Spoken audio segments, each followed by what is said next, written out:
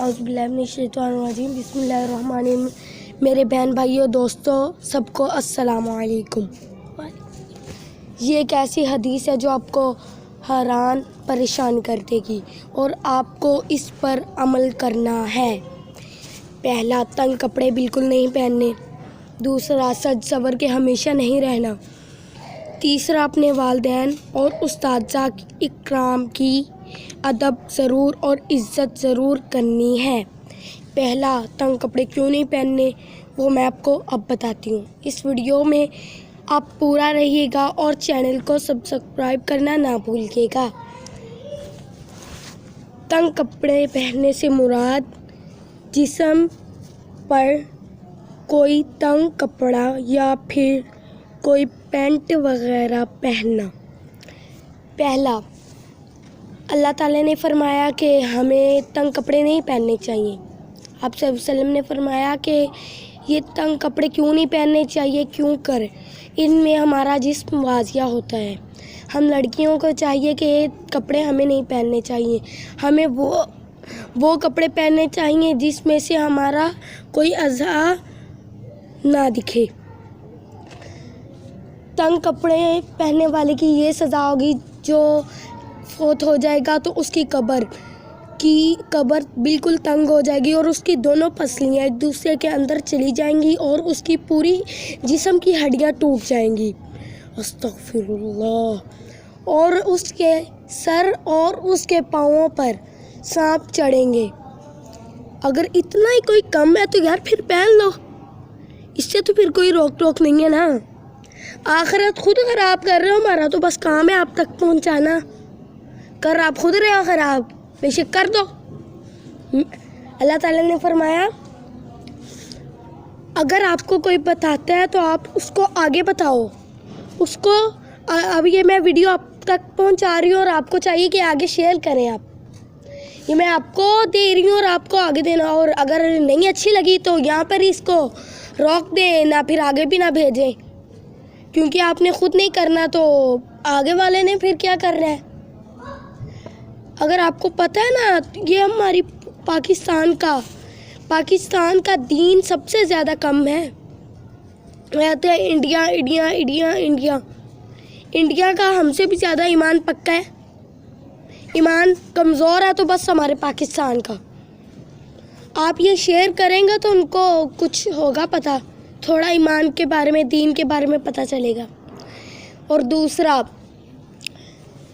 کیا سج سور کے نہیں رہنا چاہیے ہمیں۔ کیوں سج سور کے نہیں؟ سادگی اچھی چیز ہے، سب کو پتہ کہ سادگی اچھی چیز ہے۔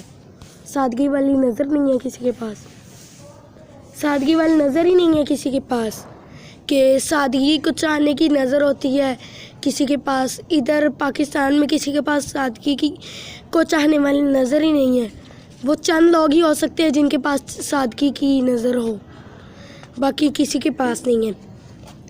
ایک یہ آپ کو دھیان سے سننا پڑے گا، نہیں تو آپ کچھ نہیں کر سکتے۔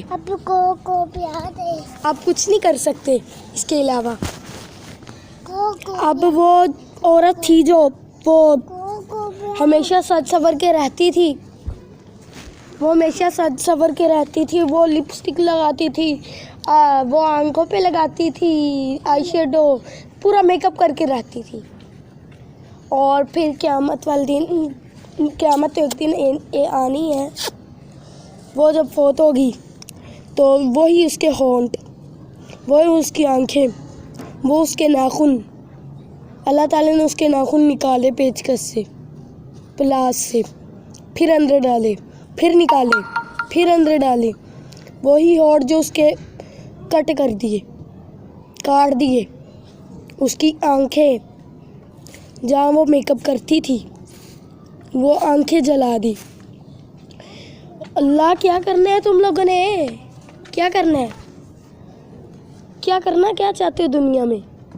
اپنی دنیا بھی خراب کر رہے ہو، اپنی آخرت بھی خراب کر رہے ہو، اور خدا کا نام ہے میرے بہن بھائیو دوستو، کچھ تو عقل کر لو، یہ تھوڑا سا کر لو عقل، نہیں یہ کام آئے گا ہمارے۔ میں تو آپ کو بتا رہی ہوں، آپ کا کام ہے کہ آپ آگے بتاؤ، نہیں تو نہ بتانا۔ میں تو آپ کو کہہ رہی ہوں، اللہ نے تو مجھ سے پوچھنا ہے، تیرے پاس یہ دین تھا تو نے کس کو کہا یہ تو نے کسی کو بتایا کہ وہ اس پہ عمل کرتا؟ میں نے کہا اللہ میں کیا کہوں، میں کہوں گی کہ اللہ میں نے تو بتا دیا، ٹھیک ہے میں نے اب تم لوگوں کو بتا دیا تو میں گواہی دوں گی کہ میرے ہاتھ گواہی دیں گے، میرے پاؤں گواہی دیں گے، میرا منہ گواہی دے گا کہ اس نے بتایا تھا۔ اور جس نے عمل نہیں کیا نا اس بات پہ سن کے، وہ بس پھر اللہ تعالیٰ اور قیامت پھر بس اللہ تعالیٰ ہی پھر جانے۔ اور دوسرا اللہ تعالیٰ نے فرمایا جو ماں باپ استاد ان کی قدر نہیں کرے گا وہ زندگی میں کبھی کامیاب نہیں ہو سکتا۔ استغفر اللہ، کامیاب ہی نہیں ہو سکتا۔ استاد ماں باپ سے زیادہ درجہ ہے استاد کا۔ اللہ تعالیٰ نے کہا کہ تمہارے استاد نے جس نے تمہیں کلمہ سکھایا، قرآن سکھایا، الف سے لے کر یا تک سکھایا، وہ آپ کا کچھ نہیں لگا۔ اللہ تعالیٰ کتنی 70 ماؤں سے زیادہ پیار کرتا ہے، ہمیں ایک ماں کا پیار کتنا ہے۔ اللہ تعالیٰ ہمیں سب کو دین کی طرف بلائے، آمین۔ اور آپ کو ایک بات بتا دوں، یہ آپ کو کوئی بندہ بھی کہے نا کہ قیامت اس دن آئے گی، تم لوگ اپنی یہ سدھار لو، اپنا وہ سدھار لو، اپنا یہ سدھار لو، کہ اس پہ عمل کر لو، کیا قیامت آئے گی، جمعہ والا دن ہوگا اور رمضان المبارک ہوگا، تو میرے بہن بھائیوں ایسا کچھ نہیں ہے۔ قیامت کبھی بھی آ سکتی ہے، قیامت ابھی بھی آ سکتی ہے، اس لیے آپ اپنے راستے پہ چلیں، کسی کی کوئی بات نہ سنیں۔ اور یہ کیا اپنے راستے پہ نہ چلو تو پھر اس کا انجام بھی سن لو۔ ایک بیٹا تھا اور ایک آدمی تھا، وہ دونوں گھوڑے پہ بیٹھے تھے اور ایک آدمی گزرا اور اس نے کہا استغفر اللہ، اتنا ظلم گھوڑے پہ، وہ اتر گئے دونوں، پھر وہ چلنے لگ گئے۔ پھر ایک آدمی آ کے کہتا کتنے دونوں پاگل ہو، گھوڑے پہ چڑھ دو، گھوڑا جب پاس ہے تو خود چل رہے ہو، گھوڑے پہ اگر ایک جنا بیٹھ گیا اور ایک جنا اتر گیا، باپ اتر گیا اور بیٹا بیٹھ گیا۔ اور پھر ایک آدمی گزرا، وہ کہنے لگا کہ کتنے بدعقل ہو، باپ کو نیچے بٹھایا ہوا ہے، باپ کو چلوا رہے ہو اور خود اوپر بیٹھے ہو۔